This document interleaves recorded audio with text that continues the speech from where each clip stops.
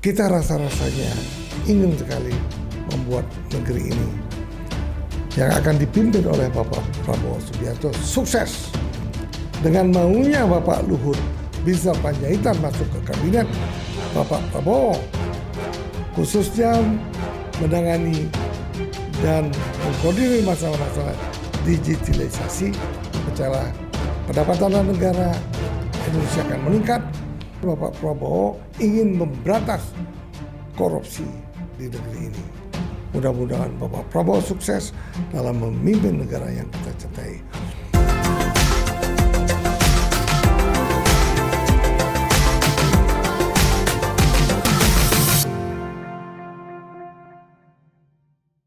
Selamat siang, kembali lagi bersama Mr. Puisi Live. Para hadirin sekalian, bapak-bapak, ibu-ibu, para penggemar Mr. Puisi Live, kita rasa-rasanya ingin sekali membuat negeri ini yang akan dipimpin oleh Bapak Prabowo Subianto sukses. Bagaimana caranya? Ya tentunya Bapak Prabowo telah mengintip siapa sih orang-orang penting, jenius, pintar, dan mampu nantinya diajak join di dalam penyusunan kabinet Bapak Prabowo yang betul-betul akan merupakan kunci dari perjuangan dan kunci dari suksesnya kepemimpinan Bapak Prabowo Subianto di kemudian hari. Tentunya yang paling memungkinkan untuk Bapak Prabowo sukses di kemudian hari adalah mengangkat Bapak Luhut Binsar Panjaitan, karena beliau pada saat kepemimpinan Bapak Joko Widodo, beliau itu memimpin tim digitalisasi. Kenapa tim digitalisasi sangat penting? Karena digitalisasi inilah membuat negara ini efisien, pemberantasan korupsi secara halus nantinya.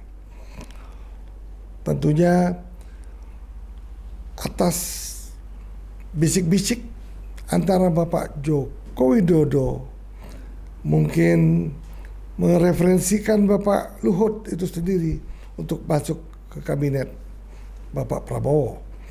Di samping itu pembicaraan empat mata antara Bapak Prabowo dengan sebagai presiden terpilih dengan Bapak Luhut telah membuat Bapak Prabowo sangat tertarik program yang telah dilaksanakan oleh Bapak Luhut itu sendiri, di mana Bapak Luhut memberikan informasi yang sangat penting, khususnya dalam rangka digitalisasi. Nah, mungkin setelah Bapak Prabowo melihat apa yang telah diinformasikan oleh Bapak Luhut di televisi, kemudian Bapak Prabowo mungkin mengundang Bapak Luhut mengadakan meeting secara empat mata mungkin, sehingga Bapak Prabowo telah mengangkat Bapak Luhut Binsar Panjaitan sebagai tenaga ahli khusus digitalisasi. Itu sangat menarik kita bicarakan.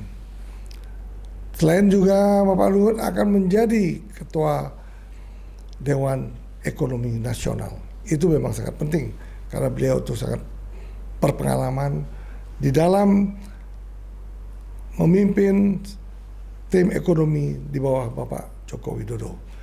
Mari kita lihat video berikut ini yang merupakan cikal bakal kenapa Bapak Luhut menjadi masuk ke kabinet Bapak Prabowo Subianto.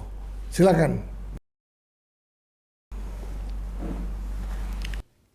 Bapak Ibu sekalian, saya Sea Power ini menurut saya bagus. Kemarin saya diskusi agak lama dengan Presiden terpilih. Ada Firman juga, saya ajak anak-anak muda selalu, Firman, ada Nando. Kita diskusi banyak sampai kepada Arctic Council. Jadi Arctic Council ini Presiden terpilih saya lihat bagaimana joint development. Intinya ya kenapa mesti berantem. Nah saya lihat apa namanya Arctic Council ini tadi Pak Marsution tunjukin ke saya lagi itu anggotakan banyak negara. Nah kita kemarin diskusi seperti Anambas itu ada minyak di sana. Kenapa kita harus berantem? Kalau kita bisa joint development kenapa tidak?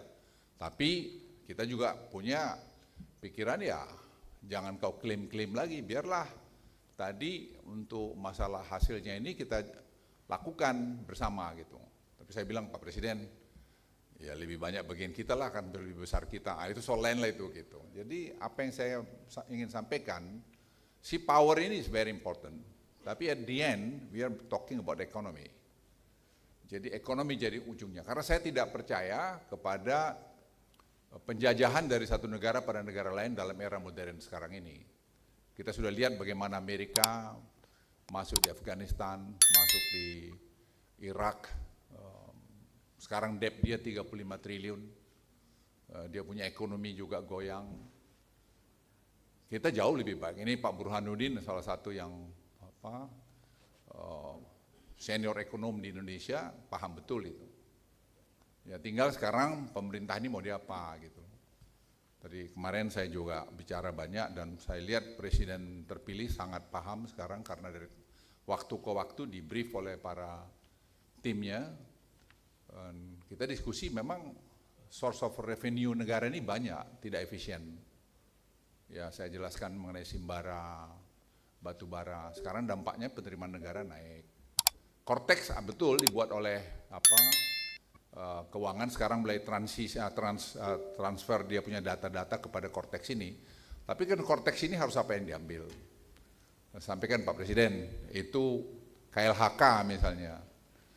Itu kita belum punya data lengkap mengenai luasan kelapa sawit itu, siapa pemiliknya dan seterusnya. Dan belum bicara downstreamingnya.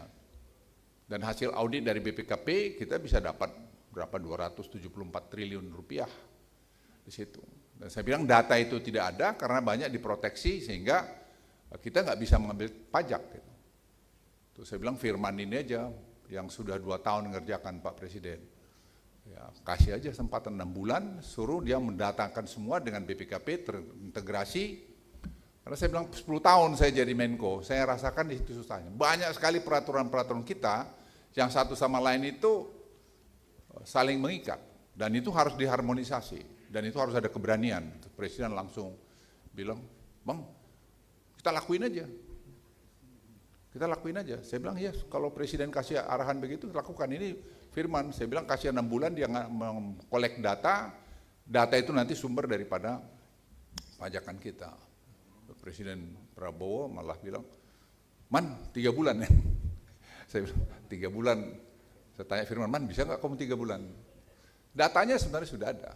Jadi tinggal nanti saya bilang Pak Presiden, tim dari BPKP, dari Kejaksaan, ya sama-sama aja ngambil datanya itu. Kita tidak ingin memusuhin siapa-siapa. Saya bilang Pak Presiden, ya diputihkan aja. Tapi after pemutihan, dia harus comply terhadap ketentuan yang berlaku. Ya kalau tidak, ya kita sita aja. Saya bilang, Pak, dibagikan jadi milik negara ada 1,2 juta hektar lahan kelapa sawit itu yang tak jelas.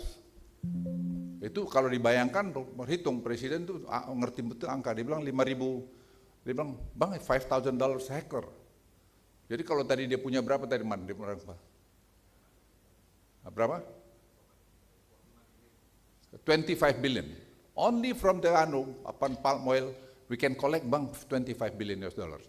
Simple Pak Bur, jadi nggak usah jauh-jauh. Itu fakta, 2 tahun kami sudah ngerjain itu. Dan saya bilang tinggal kita ambil data. Jadi bagaimana ya ganti orangnya Pak? Cari orang yang hatinya baik, yang bisa ngerti angka dan tidak bisa disogok-sogok. Simple saja. Jadi kita bikin tadi saat timah itu kita sudah bikin Simbara, sekarang dalam proses. Itu kemarin berapa triliun? 36 triliun Pak dari situ. Jadi selama ini sementara saya agak terlambat Simbarain, harusnya 6 bulan lalu. Tapi banyak sekali yang kita kerjain, jadi belum jalan. Ya baru 2 bulan yang lalu kita mulai masuk Simbara. Kita masukkan Simbara nanti apa untuk batu bara, kita masukkan Simbara ini untuk tadi apa namanya palm oil, kita masukkan untuk timah, kita masukkan tadi Pak Presiden, saya bilang BPKP itu is a very powerful institution. That's your tools. You can audit by undang-undang apa saja. Dengan audit itu Pak Bur, nggak ada yang bisa lari. That's yang saya lakukan bertahun-tahun yaitu. Nggak ada yang bisa men-challenge saya karena basisnya data. Basisnya data, nggak bisa. Jadi sebenarnya negeri kita ini super kaya dan saya senang sekali Presiden terpilih sangat paham itu dan keinginannya untuk menyelesaikan itu dengan cepat. Saya hanya bilang Pak Presiden jangan terlalu cepat juga ini, kita tidak ingin ada ya kita bisa narik benang ini tanpa ya rusuh kiri kanan lah gitu. Tetapi Bang Sita aja. Saya bilang tenang Pak, kita bisa mainkan Pak. Ini suruh anak-anak muda ini yang ngerjain lah. Jadi yang ngerjain itu seperti si Firman, ada si Rahmat, Seto dan segala macam. Biar aja mereka kerja. They understand numbers. Dulu pejabat-pejabat di negara itu banyak tidak ngerti angka. Sekarang mereka sangat paham dengan angka. Dan itu yang membuat kita sebenarnya berunding dengan mana-mana saja, itu juga bisa jalan. Misalnya kami berunding dengan Singapura mengenai ekspor listrik, green energy. Itu Rahmat menyelesaikan, kita langsung tanda tangan. Itu mereka bongkok-bongkok datang ke saya, dia bilang, Minister Luhut, your team is a world class team. Dia bilang, saya bilang yes, they have not only world class team, but they have also have a good heart. Nobody can bribe them.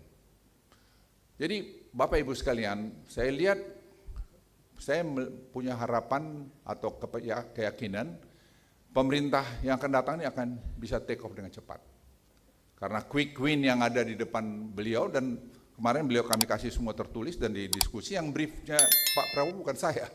Ini Firman, si Seto, si Nando bicara family office, family business, anak-anak muda yang brief. Terus beliau tanya saya, ini lah saya kerja semua selama ini Pak Presiden ya mereka ini. They understand numbers. Ya, they understand very much numbers. Jadi Bapak Ibu sekalian, sekali lagi saya merasa optimis, sangat optimis bahwa kita akan maju lebih cepat. Saya kan kepala staf presiden waktu zamannya Pak Jokowi tahun 2014. Kita tuh hampir 1,5 tahun shadow boxing. Kita nggak tahu mau mulai dari mana. Nggak ada handover sama sekali dari previous administration. Not at all, zero. Saya kepala staf presiden. Jadi saya bersaksi itu. Sekarang ini Pak Jokowi menimbang terimakan sesuatu yang menurut saya sangat baik dan kemarin Pak Presiden terpilih memuji di rapat kabinet terakhir mengenai apa yang Pak Jokowi lakukan pada beliau. Jadi saya pikir budaya ini mesti kita terus bawa ke depan. Sehingga the next administration itu tidak mulai dari nol. Ya, tidak mulai dari nol. Dan Presiden Jokowi selalu ingat saya, Pak Luhut sama Mas Prabowo tetap komunikasi ya. Baik Pak Presiden. Dan kita share data-data kami, kalau beliau perlu kita dipanggil, kalau ya saya yang minta waktu dan seterusnya. Dan ini saya pikir komunikasi kami dengan Prof. Burhanuddin sebagai tim transisi daripada Pak Prabowo itu berjalan dengan baik dengan Firman, dan semua kita share. Tujuannya apa? Untuk kebaikan Republik. Jadi dengan begitu Pak Presiden terpilih dia bisa cepat. Dan kemarin dia bilang, Bang aku lantik tanggal 20, 21 aku umumkan kabinetku, aku lantik, terus sidang kabinet 23. Begitu sudah sistematiknya beliau membuat programnya. Jadi saya bilang, nanti kami siapin Pak ini semua, nanti dengan kami koordinasikan dengan timnya Bapak, ya biar semua bisa jalan. Jadi saya ingin sampaikan pada kita semua, kita dukung pemerintahan yang akan datang, ya tentu tidak sempurna, banyak yang kurang, sama juga pemerintahan yang lalu tidak sempurna, tapi saya optimis karena saya punya pembanding waktu saya dulu Kepala Staf Presiden 2014 dengan sekarang ini saya melihat bahwa I'm very optimistic bahwa The next administration itu akan bisa jalan lebih cepat, apalagi saya kira Pak Prabowo sangat cepat, ya saya kenal baik, ya kami itu anak buahnya Pak Hendro Priyono sebenarnya. Pak Hendro ini mentor kami memang. Jadi kalau kami baik ya karena dia, tapi jelek ya karena kami gitu lah. Ya jadi saya kira itu dari saya. Sekali lagi buat Pak Marstio, Prof. Marstio, terima kasih. Ya, begitulah pidato Bapak Luhut yang sangat luar biasa, di mana untuk kelapa sawit saja itu akan bisa mendapatkan pendapatan negara yang begitu besar, sehingga saya yakin dengan maunya Bapak Luhut Binsar Panjaitan masuk ke kabinet Bapak Prabowo, khususnya menangani dan mengkoordinir masalah-masalah digitalisasi, secara pendapatan negara Indonesia akan meningkat, produk domestik bruto pun akan meningkat. Karena saya yakin sekali apa yang dikatakan Bapak Luhut itu memang betul-betul akan menambah pendapatan negara, baik di bidang kelapa sawit, di bidang mineral, dan di bidang-bidang hilirisasi yang lainnya. Di mana hilirisasi ini tidak hanya untuk mineral, juga akan dilakukan, akan dibuat hilirisasi dengan segala bidang yang ada. Maka percayalah, program Bapak Prabowo ini akan didukung oleh program yang telah dilakukan oleh Bapak Luhut Binsar Panjaitan, terutama di bidang digitalisasi, di mana digitalisasi ini akan mendapatkan pemasukan yang belum pernah didapatkan sebelumnya, terutama mengenai kelapa sawit, mengenai mineral, dan mengenai produk-produk lainnya. Luar biasa sekali. Nah, di samping itu juga masalah pembelian di negara kita yang selama ini dilakukan secara tender, secara manual, itu banyak sekali kebocoran. Malah Bapak Prabowo pernah mengatakan bahwa kebocoran di bidang pembelian, di bidang program kerja yang dilakukan para menteri, para departemen, itu sangat besar sekali. Inspirasi inilah menyebabkan Bapak Prabowo ingin memberantas korupsi di negeri ini.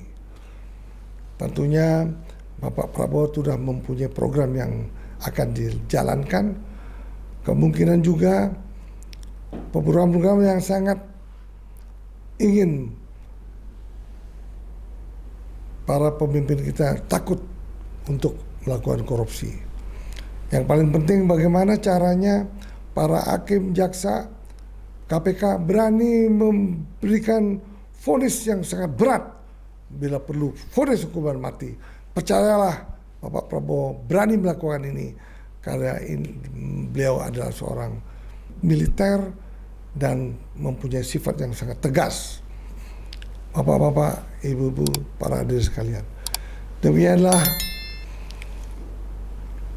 informasi yang kami dapat informasikan para pemirsa sekalian. Mudah-mudahan para pemirsa sekalian mendukung program-program apa yang kami tayangkan melalui Mr. Puisi Live, sehingga dapat membantu saudara-saudara sekalian untuk menganalisa betapa pentingnya analisa-analisa mengenai perekonomian, politik, dan analisa kebudayaan, sehingga negara kita yang kita cintai ini mendapatkan bonus demografi yang lebih baik lagi, sehingga negara kita ini menjadi negara besar, negara yang disegani oleh masyarakat luar, dan menjadi negara yang mampu mensejahterakan masyarakat dan mampu mencerdaskan bangsa dengan program makan gratisnya Bapak Prabowo, dan kiranya inilah perlu kita support bersama. Mudah-mudahan Bapak Prabowo sukses dalam memimpin negara yang kita cintai. Untuk itu, jangan lupa subscribe Mr. Pussy Live, follow dan share Mr. Pussy Live sehingga Mr. Pussy Live dapat berkembang dengan dahsyat. Semoga berbahagia lahir batin. Bye-bye.